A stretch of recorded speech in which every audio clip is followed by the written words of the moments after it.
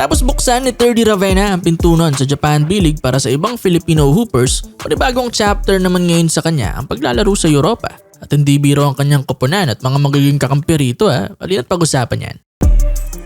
Maglalaro si 30 para sa BC Dubai. Magko-compete naman sa ABA League o Adriatic Basketball Association, isa sa mga top league sa Europe. Obviously, hindi European country ang Dubai, diba? Kaya naging hot topic din ang pagsali nito sa ABA. Kinonsulta muna lahat ng mga team sa liga kung papayag ba sila sa pagpasok neto. At fortunately, majority naman ay okay. Kaya nga heto, opisyal na silang team sa ABA. Magulo pa man kung makakakit ba sila o hindi sa Euroleague sa hinaharap. Ito paano nakasampa na sila ngayon sa isa sa top league sa Europe. Sigurado na ang at least 3 seasons nila rito.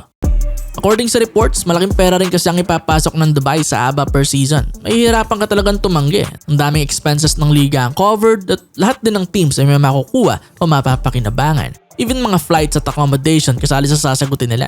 Laki talaga ng budget, Pero speaking of budget, pinakita na rin nila ang yaman ng team sa pag-sign ng mga bigating players. Ang biggest signing nila ngayon ay ang NBA veteran na si Davis Bertans. Una, napapabalita pang mag-workout to sa Golden State Warriors sa NBA Pero pumihit nga ito nang makatanggap ng multi-year deal offer mula sa BC Dubai na meron pang option na bumalik ng NBA. Great deal talaga to para kay Bertans, walang duda. Lalo 31 na siya at paliit na rin ang paliit ang opportunities niya sa NBA. Kaya walang masama na kinagat niya itong malaking offer para sa future ng pamilya niya. At syempre para naman sa Dubai, panalo rin naman tong signing, diba? Dahil meron na silang magiging superstar. Kakaroon ng identity ang koponan with Davis Bertans. Guaranteed na magiging isa sa mga top scorers nila to kung hindi man number 1. Sa kanyang laro, may aangat niya pa talaga ng malaki ang level nitong Dubai team. Pero maliban pa kay Bertans marami pang ibang notable players dito. Si Nate Mason, great na point guard yan na inaasahang malaking magiging role sa team sa scoring at playmaking. Si Clement Prepelic nandito rin, yung kakampi ni Luka Doncic sa Slovenian national team. Si Al Dwyer nandito rin, player ng Jordan. Ito yung 7-footer nila RHJ, veterano rin sa Euroball. Si Audu Abbas naman, nakalaban na rin ng Gilas yan sa Italian national team. Mahusay rin na forward at experienced din sa Europe. Well, halos lahat naman ang kinuha nila Eksperyensado na talaga sa European basketball at marami na rin nakalaro sa Euroleague. At least on paper, malakas talaga ang kanilang nabuong team. Nakalaro na rin sila ng ilang tune-up games nito Sa last 6 games na yon, 5-1 ang record nila nang wala pa si Bertans. So ilan doon ay mga bottom teams lang sa ABA. Ang pinaka-real test nila yung number 3 last regular season na Budućnost Folly. Kung natalo sila by 10 points. Kaya hindi pa rin masukat talaga ang tunay na power level ng team. Pero ang maganda, mas lalakas pa naman sila sa pagpasok na Davis Bertans. At newly formed team lang naman din ito, diba? From scratch bubuuin ang team chemistry kaya asahang mas mag-i-improve pa ang laro nila habang tumatagal. Pero still, big challenge pa rin to naman ang lakas nila dahil marami ring ibang malalakas na koponan sa ABA. Itong top 2 teams ng regular season, si Ravenna may 22-4 record at Partizan 26 record. Sila rin ang nagharap sa championship ng tournament. Dalawang malaking tinik kaagad yan para sa Dubai. Tapos marami pang ibang capable na teams doon, di ba? Kaya kahit gaano pa kalaki ang budget nila, hindi pa rin talaga guaranteed ng kampyonato gawa ng mga powerhouse teams dito.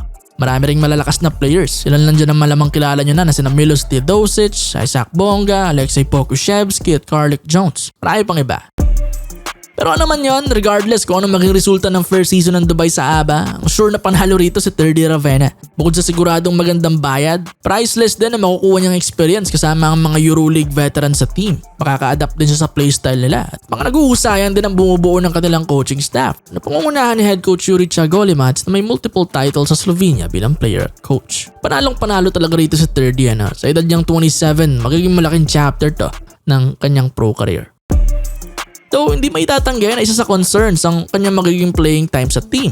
Inaasahan na kasing kakain ng malaking minuto rito sina Mason at Prepelic dahil sa husay at experience ng mga ito. Tapos meron pang ibang mga guards. Pero still, diba, hopefully magkaroon pa rin siya ng significant na role sa team. Hardworking din naman tong si 30 at ini-improve talaga ang laro niya. Career high season niya rin ang huling taon niya sa Japan B-League. Kaya sana makakuha talaga siya ng decent na minutes consistently.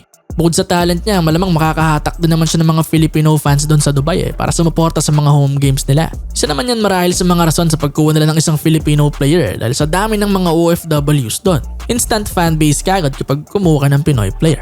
Pero syempre sa kabilang side sana maging maganda rin ang performance ni 30 sa ensayo at sa mismong game. Kung maganda naman talaga ang ipakita mo at deserving ka sa minuto, ibibigay naman yan sa'yo. Kaya yun, good luck sa ating kababayan. Hopefully maging maganda ang stint niya rito.